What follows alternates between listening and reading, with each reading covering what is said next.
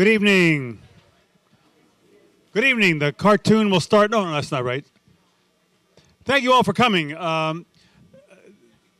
This evening is sponsored by the Loeb Fellowship. Harvard's, those of you who don't know, this is the Graduate School of Design's very unusual program for mid-career practitioners. Most Harvard fellowships are for academics, but this is a fellowship for people who are actively trying to change the cities and the environment in which we live every day. And they come here to spend a year thinking about some new ideas and deciding where they would like to go next with their career. Traditionally during the week, during the year, the Loeb Fellows gather in a private seminar, just the 10 of them, to talk with each other. But beginning last year, it became clear that it would be a very nice idea to have some public seminars, because in addition to being a very exciting group of individuals, the Loeb Fellows also know a whole bunch of very cool people. And so this is the first of our fall public seminars. There will be 3 of these this fall. In a few more weeks, you can look for an event where we'll learn something about a variety of people who are trying to make Philadelphia work a lot better. Good morning, Miriam. How are you? Miriam's expecting Donald Duck. I'm not sure if we're going to get Donald Duck or not, but... And yet later in the fall, we're going to explore a little of the current craze of happiness and what that has to do with cities and what our role is in making people happier in their cities. So tonight, we're fortunate to have, as one of this year's Loeb Fellows, Aaron Napperstack. Aaron is the founder of Streets Blog.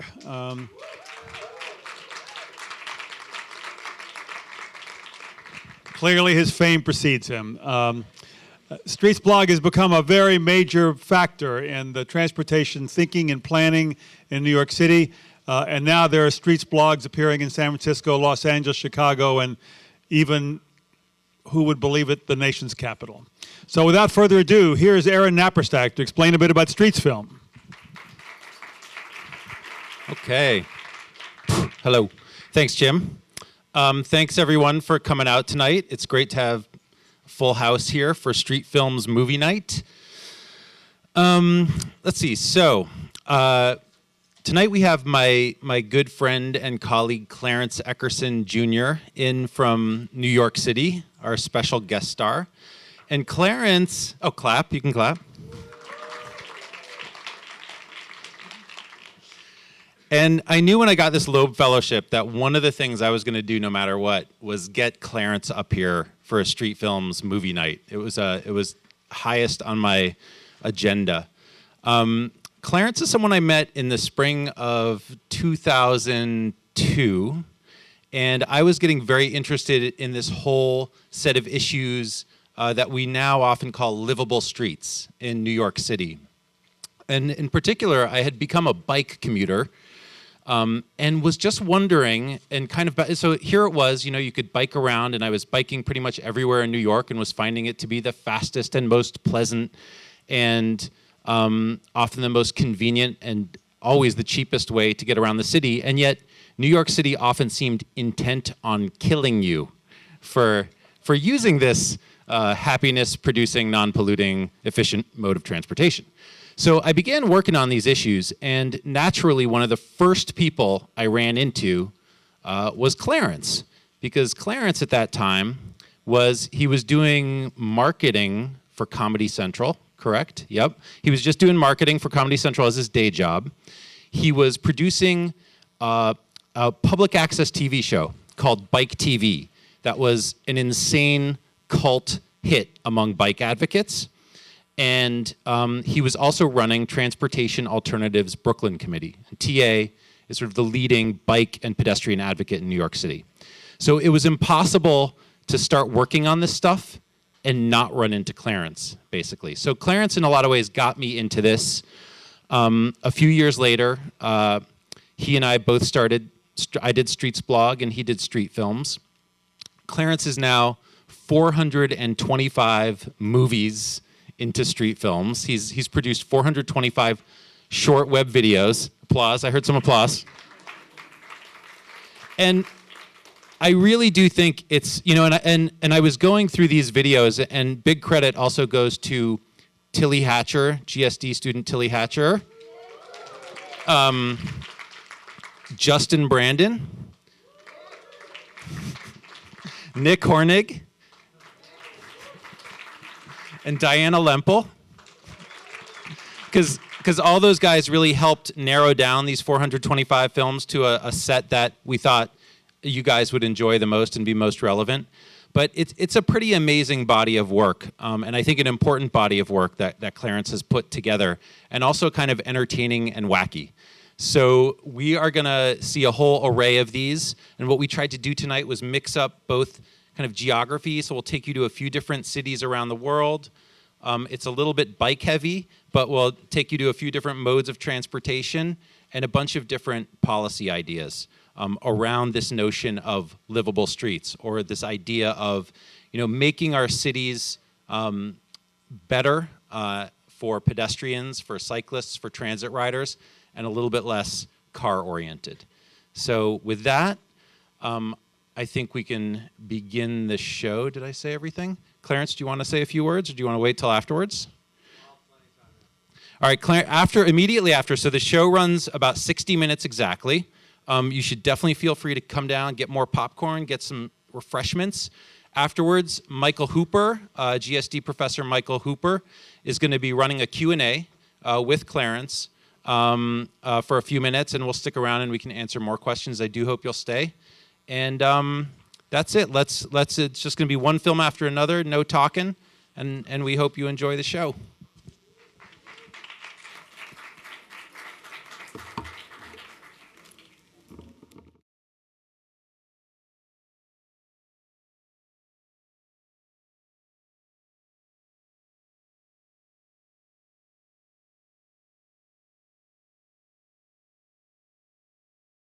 Oh, there we go. Perfect. Well, thanks so much. That was absolutely amazing. I think I'd actually like to give most of the time for questions and answers over to the audience. But before getting to that, I should just say a couple of observations and maybe one or two quick questions, one of which will be a real softball. One observation is that milk duds, students should definitely give those out during design reviews, because they're much chewier. You can really disable your sort of critical reviewers with milk duds. And I was telling Clarence earlier, most of my downtime in my office, which, just in case the dean is here, is very minimal. But most of my downtime is actually spent on bicycle-related media. So I was telling Clarence, if I don't get tenure, I'm holding him and Michael Colville-Anderson of Copenhagen personally responsible. It's not so bad. Okay. But my first question, actually, just to get things rolling, is it's obvious this is just a tremendous amount of work and a real passion. So I was just wondering what motivates you. What do you see, or do you hope will be the outcome of this, what is obviously a tremendous amount of work?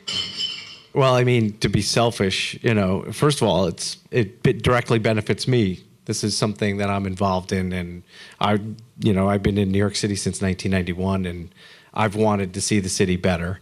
And it's great to, along the way, over the years, you meet similar people, have similar interests, and we've had a great team in New York City of advocates of some politicians, neighborhood groups, and people have just been rising up. So, I mean, that's the drive behind all of the films.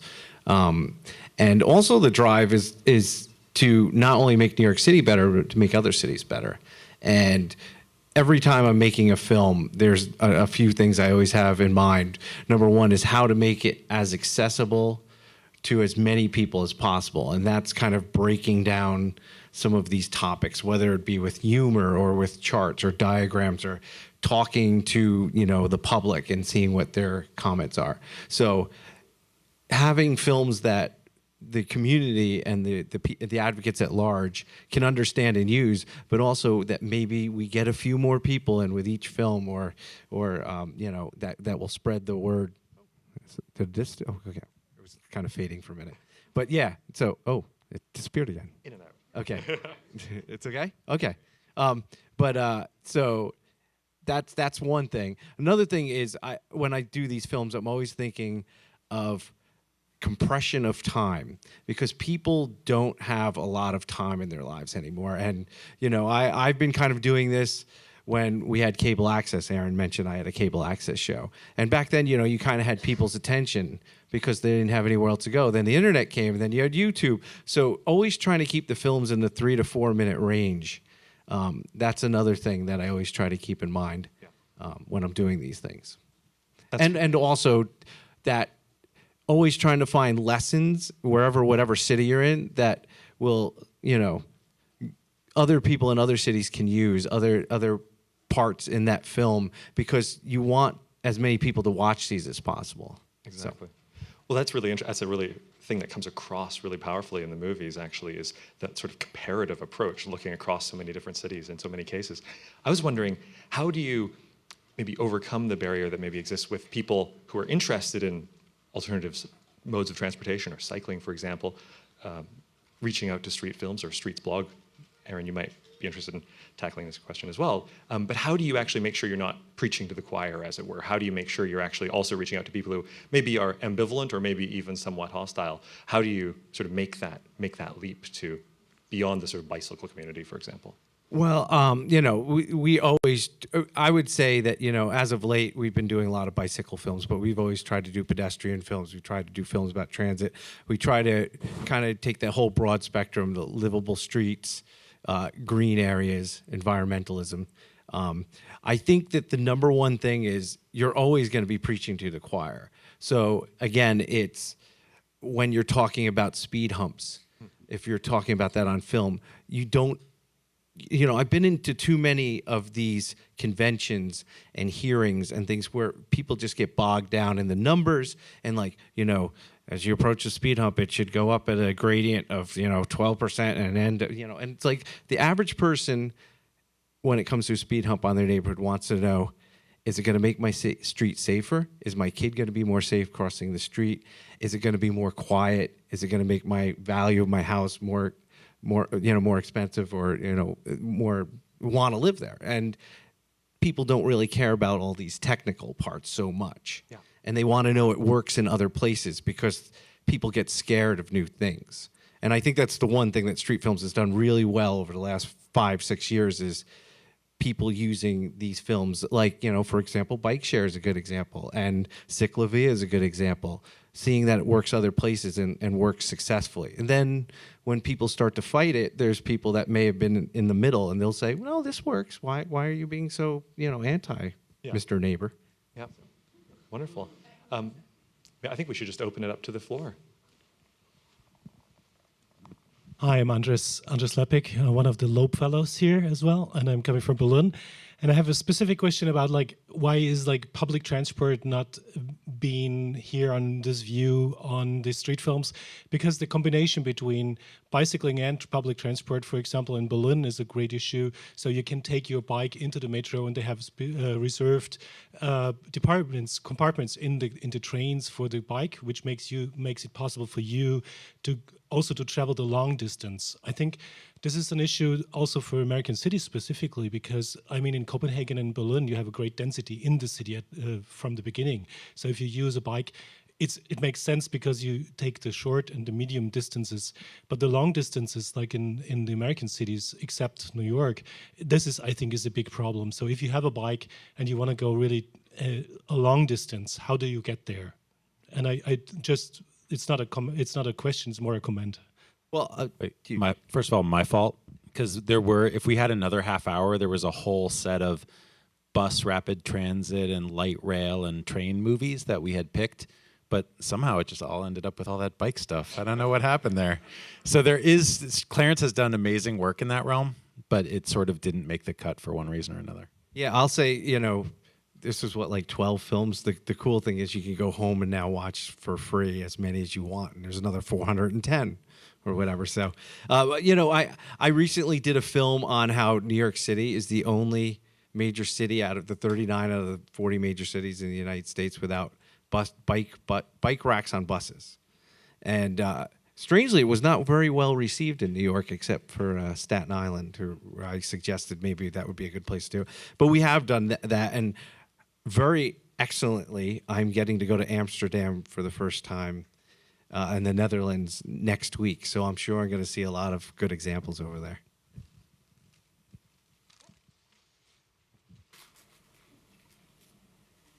Ann Lusk at the Harvard School of Public Health. All of you know the wonderful interstitial space between two different fields. We have now in front of us two different fields.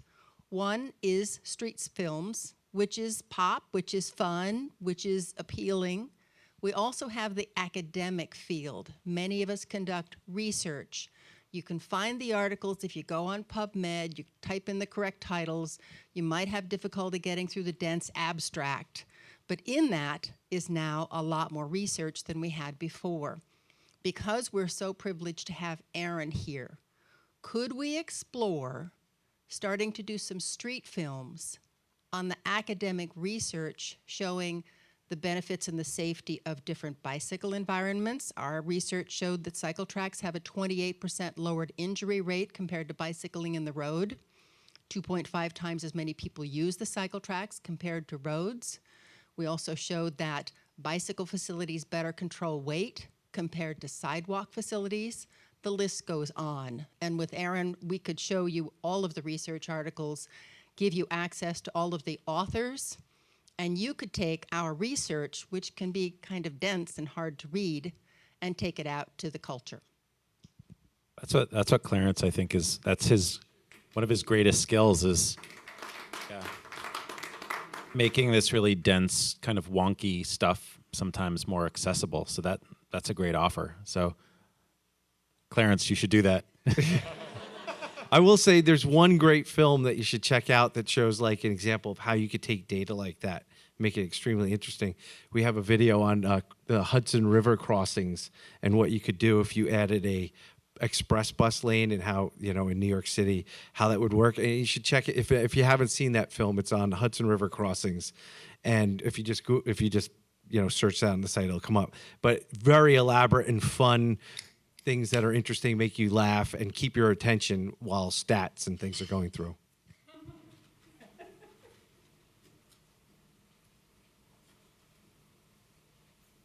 I'm Luke Pancevich, sports fellow MIT. I have one question. It's very interesting. I see that you probably get a lot of input from NGOs, people that are really involved in transportation design, but from grassroots, let's say, side of things.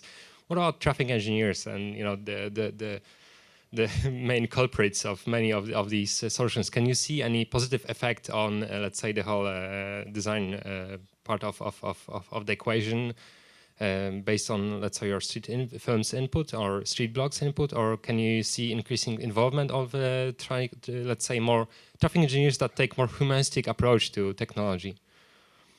So traffic engineers, Well, I think, yeah. I mean, there's some that are using our films, in San Francisco, they've used our films. In Portland, they just used the Nice Ride Minnesota video you saw to get the council to vote 4-1 to start their own bike share program there. And going into that city hearing, they said they only knew they had 2 yes votes and they didn't know how anybody else was going to vote. And they said they showed the film and people just kind of were like, okay, it kind of drove the questions as well, which was really interesting. It was almost like the film set the agenda. So there's a lot of traffic engineers. Gary Toth is a great former traffic engineer from New Jersey DOT who we've used a lot in a lot of films, and he loves our stuff. I should maybe just add that Ian Lockwood here is a traffic engineer of exactly the nature you are describing. You may want to talk afterwards. Yeah. Doing a bit of matchmaking. But yeah, exactly the person you're describing in the second row. Transportationmatch.com. That's right. Actually, it's not a bad idea. Hello, my name is Law, and I'm a fellow at MIT Spurs. Actually, I come from the kingdom of bicycle, China. The movie is very impressive, but I'm a little curious and actually a little bit disappointed. Why there is no China bicycle in your movie? And just a little. We had a really good one that almost made the cut. Yeah. It's We have Hung Zhao and Gung Zhou. We did separate films that are up in the last 3 months on the bus rapid transit, and then the biggest bike share in the world, which is, and it's growing. I think that going to be 125,000 bicycles. Is that correct? Next Maybe. year or so. Yeah, but those are 2 great films that we have up on the site right now that have been done in the last 3 But months. I would say there's really interesting stuff going on in China and Asia that, just Clarence and his crew, there's only 3 of them, and they're not that well funded, so they just haven't gotten over there yet, But if anyone wants to fund a China trip, I bet. Well, ITDP actually wants us to go back already. And to put it in perspective, yeah, we have 3 people. Most of us are one-person crews, and just to put that in perspective, I saw 8 people this morning photographing a car outside here. 8 people to photograph 1 car. That was really interesting, actually. Did you see it? Yeah, the Harvard sort of photo shoot there. Yeah, what was that? I was like, Some sort of new I was like, Ford. I got to get one of these cushy jobs where I just stand around and hold a light, and that's it. Exactly. But maybe questioners could also maybe endow a trip. Always looking for funding. I just want to add something about China. I've been invited, and I'm going to be completely paid to go to China to lecture for 2 weeks about bicycle research and encouraging bicycling. So I'm taking 5 brand new ideas. So I could propose that Streetfilms be funded to go to China and look at their innovative ideas. They really want to expand the parking and the bicycling in China because their rates of obesity, diabetes, and stroke and cancer are going up. Also consumption of meat. So yes. Wonderful. This transportation match thing is actually, I think, a better idea than we thought. Yeah.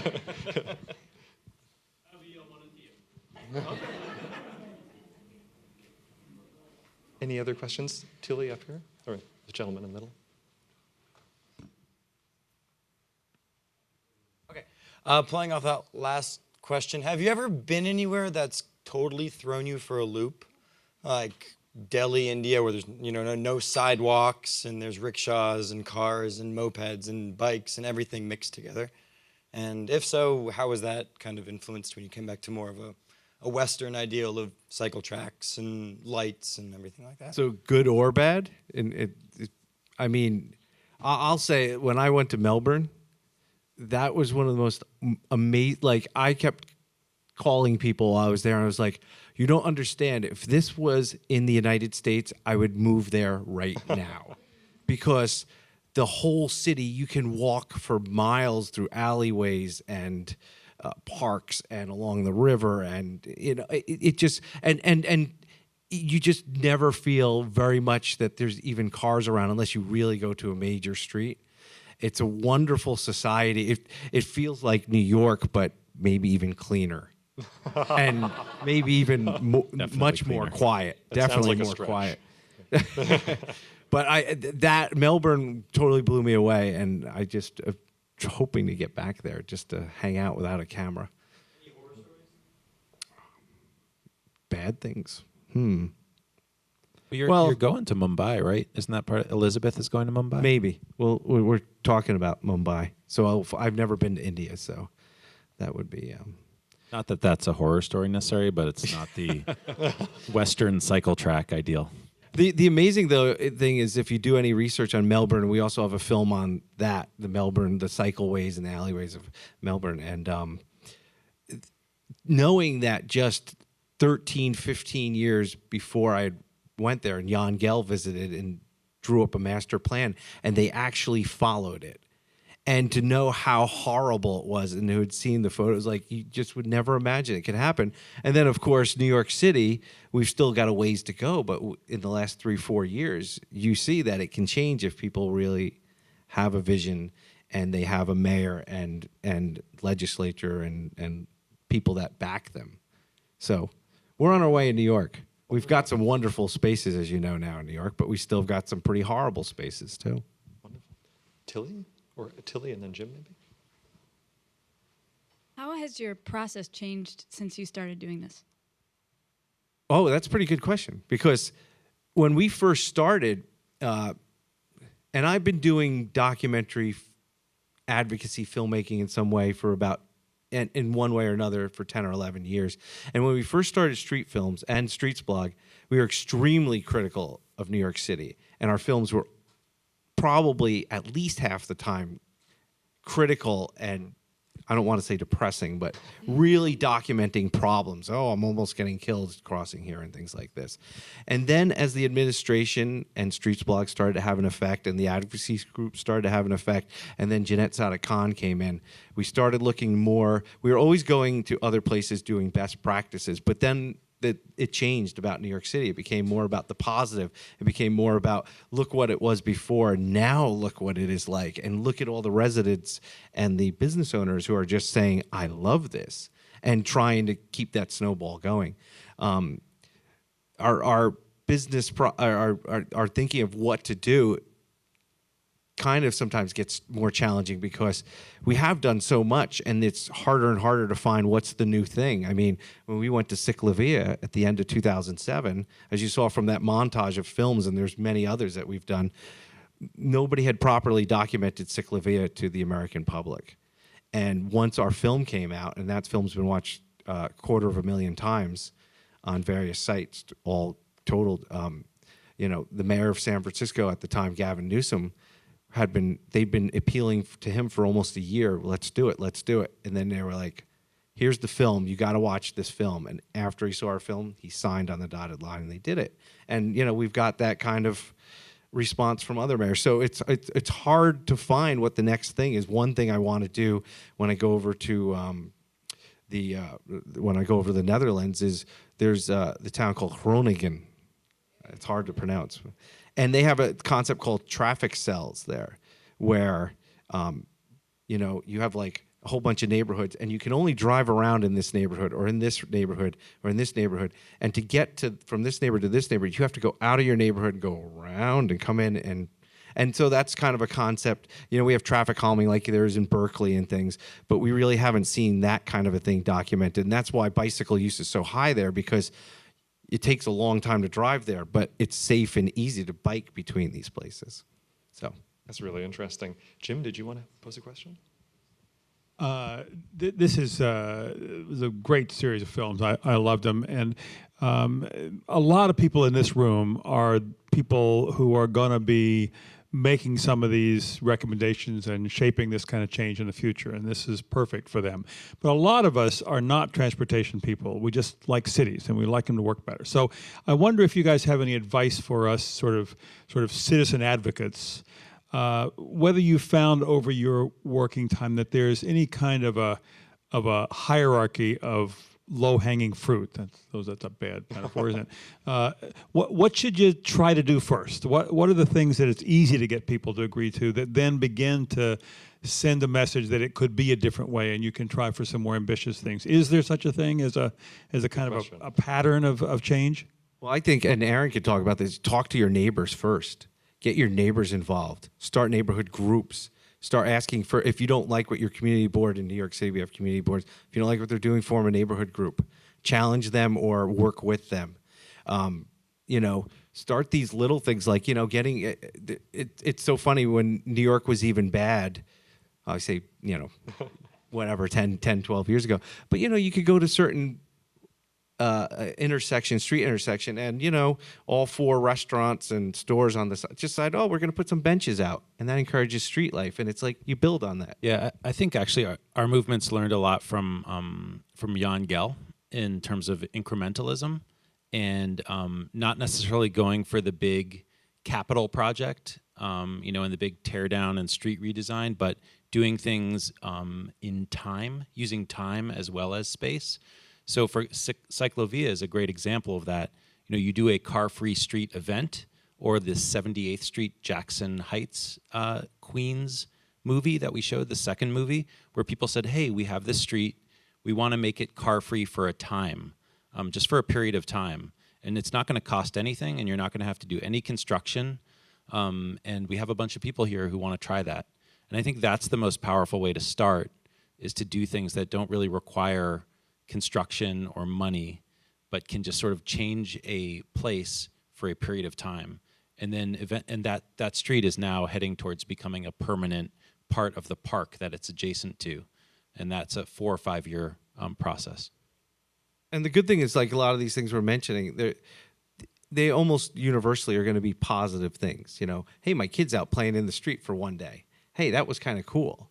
You know, it's you almost don't get a lot of backlash with these smaller type things. Thanks very much. This gentleman. There are a couple of us here from a neighborhood in a city called Cambridge, Massachusetts, and we can report a very successful situation of working with the city to improve a street. We are currently working 2 neighborhoods, Agassiz and Neighborhood 9, are working with the city on improving the stretch of Mass Avenue. You may have heard of that, from the Common to Porter Square. We want to make that our neighborhood center. It actually is. I was really happy to see your movie, but I missed some of the other elements that I guess you have worked on. We're trying to get the city not to just deal with the traffic on the street and bicycles, but with things like making the active storefronts, trying to get seating, as you mentioned, improving the quality of the paving, and something that really we're very much anxious to do, improving the street trees. And I don't know if do you have a movie on that one? Not street trees. But if you want to make a little movie about community action, you could talk to us, because we've got our city councilors involved, and we've been to numerous meetings. We've now had the city has picked it up. They're anxious to do it, and we're doing a technique that you mentioned, where we're not advocating ripping up all of Mass Avenue and rebuilding it. We're saying, because of money, yes. you can't do it all at once now. But they're making gradual improvements. They do a street corner. They plant a tree. We say, well, let's make a master plan. So when all those things come together, we'll have a really great stretch of Mass Avenue. And they've agreed to that, and the city manager has actually supported it. And we have, in fact, there's a landscape architect working with us on a master plan paid for by the city. That's really That's exciting. great. I mean, that's kind of how it happens, you know. I think Sally's telling us we're out of time, but What's the street with the ice cream down from you guys?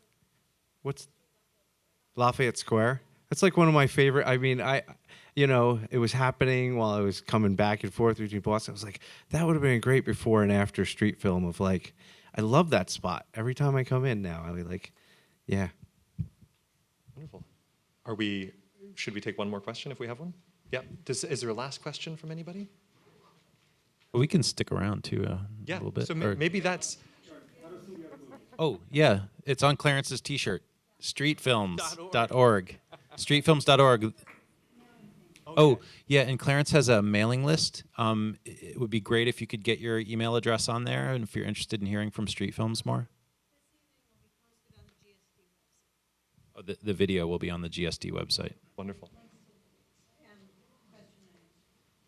Wonderful. And I guess you're both available. Yeah, we'll be hanging out. Wonderful. And probably go get some ice cream after this, too. Thanks a million.